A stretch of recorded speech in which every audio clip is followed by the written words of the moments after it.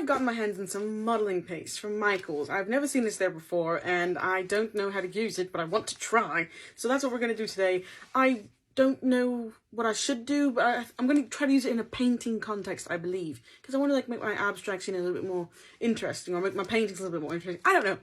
This we're going to try today. Switching to voiceover, so obviously I had to set up, but let me tell you, I'm so excited to play around in this new modeling phase. It's been a while since I've had something new to just play around in, so I'm really excited to see how this is going to go. So I started with just slapping some colours on there. I was really into yellow. I don't know why the yellow was calling me, but it was a little bit overbearing, so I started putting on darker colours, and honestly I think the green is where it took a turn for the worst. The green was a little bit overpowering, so I tried to cover some of it up with yellow and blue, just to balance it out a little bit. And it's kind of interesting because it's like, what am I even going for with an abstract painting? But then again, I knew I didn't like what I was seeing, so I decided to cover it up. I didn't want to cover up everything, but that bottom left corner specifically was bothering my soul. So I covered it up and tried to layer on some different colors, and then I thought of an idea. I decided to put different colors and then swipe it up with a popsicle stick. Look at that! That is so cool! I'm just loving the different, I don't know, dimension, texture that it's giving my painting. Don't know the terminology, but it gives a cool effect.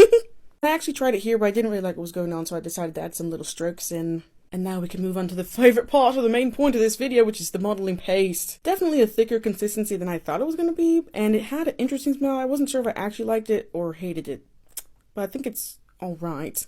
To use the modeling paste, I decided to use a brush that I could, deal with if I ended up losing, like if it got crusty and stuff, and I just started putting it everywhere. No rhyme or reason. And since I had so much extra, I decided to just put the extra on another piece of paper that I had lying around. Because why not? Maybe I'll have an idea later.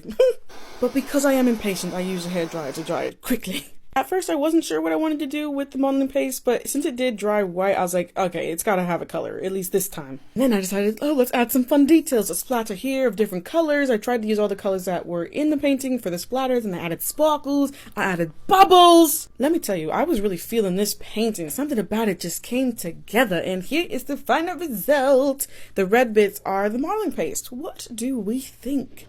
Something about this painting makes me feel good inside.